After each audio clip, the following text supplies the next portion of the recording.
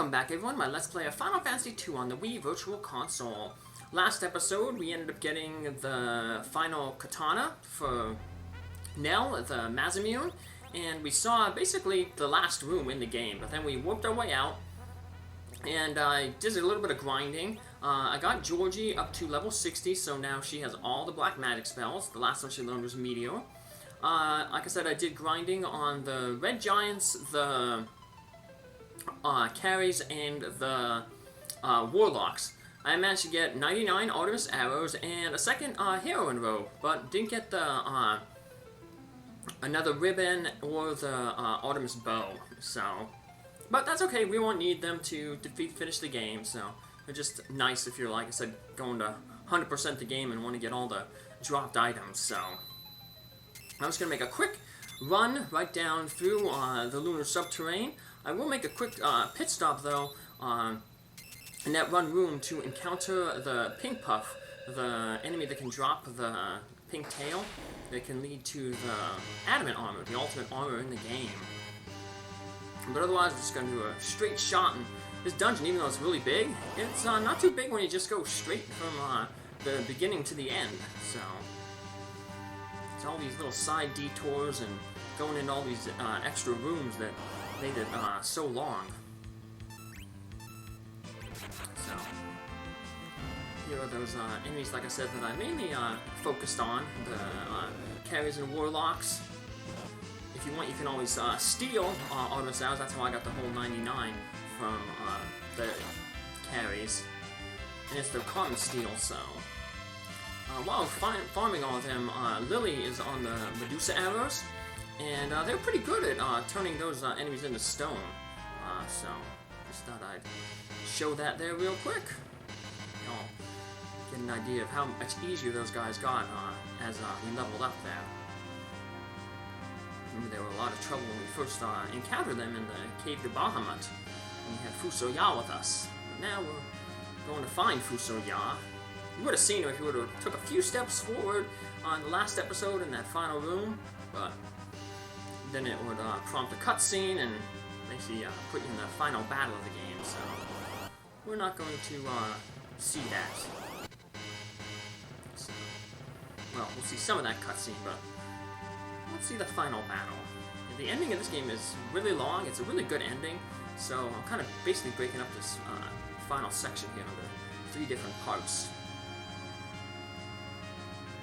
The approach, the battle, and then the ending. Almost there. There's where we would have got the crystal sword. I said it was so annoying the first time I played through this game. I couldn't find it. I was like, how am I going to get that sword? I know it's out there. It was like, just teasing me. It was like, hey, look at me, look at me. But I ended up, like I said, eventually finding it through pure dumb luck. Now we have the internet to tell us where all the secrets are in games. So, back in the day, we only had usually like Nintendo Power or Game Informer magazine, and they usually didn't spoil everything. They usually just mainly cover the beginnings of the game to give you an idea of what the game was as an advertisement. I think Nintendo Power covered basically until the Rupes became a paladin. So. Alright, here is the PinkPuffs. They are really annoying because what they do is they cast this dance spell, and it berserks everybody in your party. The only one it can't berserk is Rupes, because Rupes has the crystal gear. Even though the ribbon is supposed to protect against all status ailments, sometimes it doesn't protect against this song that these PinkPuffs do. So, I'll show a neat way to farm them. But basically, the way you want to farm these guys, because they're so rare, it's a 1 in 64 chance that they're going to appear as an enemy, and then a 1 in 64 chance that any of them drop a pink tail. So to increase the numbers, what you basically do is you come in here and you have basically everybody except for Rupes and Georgie knocked out, and then Georgie starts the battle off and toads all the PinkPuffs. That way they can't use their spell anymore. And then we just get Lily back on her feet and knock Georgie out. And what happens is then you can do this life 2 trick. Well, basically you have Rupes attack the PinkPuffs, and we're trying to do the trick here now, but it just wasn't working out. You have Rupes attack the PinkPuff, and as soon as it's defeated, you just be hovering on the life 2 spell on Lily's select menu, and then you can cast it on the enemy that just was defeated. So then it will revive, and you can fight it again, and you just increase the drop. So that's what I usually, when I was farming for the adamant tail, or for the pink tail to get the adamant armor, I basically did that, counted to 128 PinkPuffs, which I figured was like maybe like 50% chance that they drop a tail then, because it's 1 in 256, so one halfway there. And that's how I ended up getting it. It took me a few battles, but I ended up getting it. So, and the worst part, like I said, is the fact that they do that little dance to Berserkier characters, and that makes it tough to do the life 2 trick to bring them back. You can also, how I found the Imp Summon, the Goblin Summon, when I was doing the test run, I used that money trick to get a whole bunch of life potions, and I was just farming the goblins right outside of Baron Castle. You can do a similar trick where you just use a life potion. Because you had 2 characters, Jarvis and Rupes. Rupes would defeat a monster, and then Jarvis would throw a life potion on him. The life potion, they just reappear, but they instantly die, but they still count as an extra thing, so you basically double the amount of enemies you get in an encounter. So that's how I ended up farming the Goblin Summon, and I'll show that off in the bonus episode.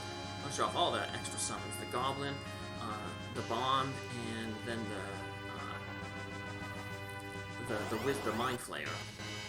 Because they dummied out the Cockatrice Summon in this version, the American version. Another item that gets dummied out is this Dark Matter, which you can steal off of the final boss, but apparently it's not supposed to do anything. They say it's supposed to reduce the damage that the boss does in battle, but it didn't seem that way when I saw other people play the game. So I've only played this the American version, so I got it for Super Nintendo back when I was a kid, and then of course I was able to download it on the Wii Virtual Console, which is the port of the old version.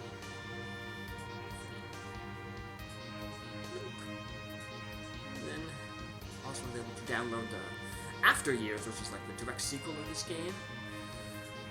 So one of the few Final Fantasies that has a direct sequel. I think only this one, 10, and 13 had direct sequels to them. 13 had 2 direct sequels to it, so I never got past the Final Fantasy 9. I played a little bit of that, and that's as far as I got, so. But I have seen other people play them on like marathons and stuff like that.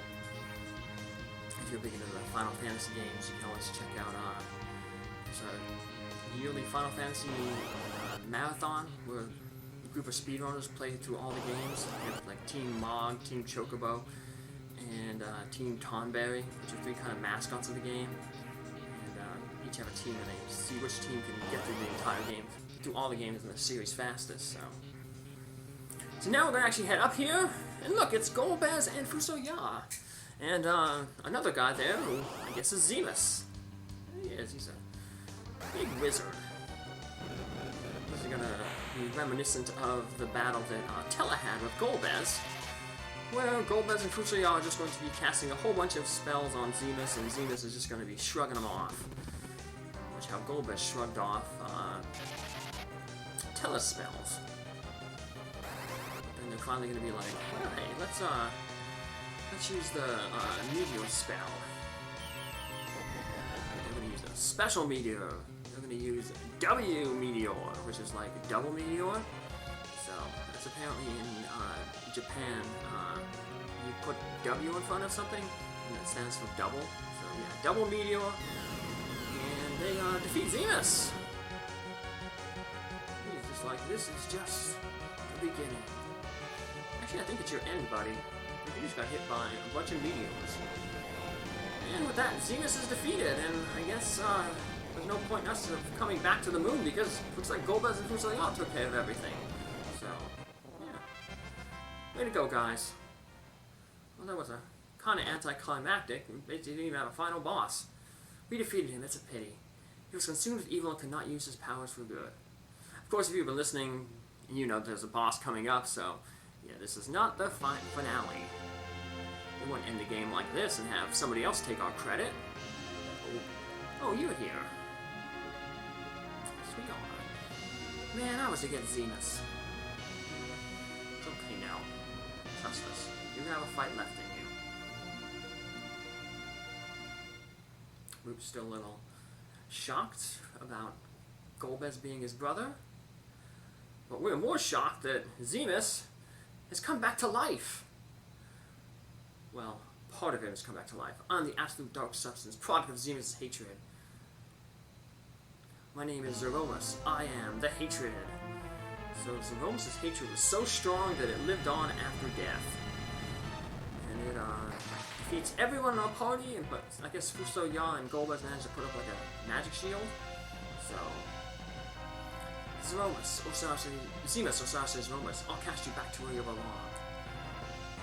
Fusoyar said that definitely increased Zemus' hatred. Now Zemus has this weird form, looks like a face with a whole bunch of hair, and nothing hurts it. So both Golbez and Fusoyar try to cast meteo on it, and as you see, it actually heals Zemus. So Fusoyar said, it's no use, use the crystal.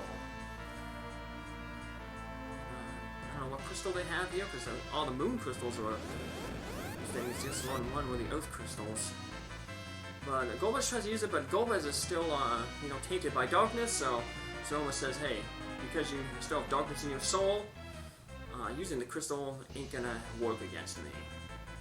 If only we had somebody, who purged the darkness from their soul. Does anyone know anyone like that? Suffer and perish, my hatred will last until the end of time. Now it's your turn. Come into the darkness. Luckily, for some reason, all our friends can detect what's going on here. Master, they're in danger. They smelled out Bagan the monster. Now they can smell out the trouble we're having on the moon. Now it's time to wish for the earth. Paladin poem, we shall send people's wishes to Rupes. Rupes, show us what true courage is. We're all waiting for you. Come back alive. For Mother Earth. Stand up. Troy Clerks, you're our last hope. Wake up, dude. Rupes and everyone. And the wishing works. Moon, answer our wish. And like I said, it works because we'll see Rupes will get up. And he is the one of pure soul. Remember, he purged his evil on Mount Ordeals way back at the beginning of the game. So he is going to take up the fight against Zemus. And Golbez gives him the crystal, which he will use next episode when we fight Zemus. Take care, have a good one, see you then. Bye.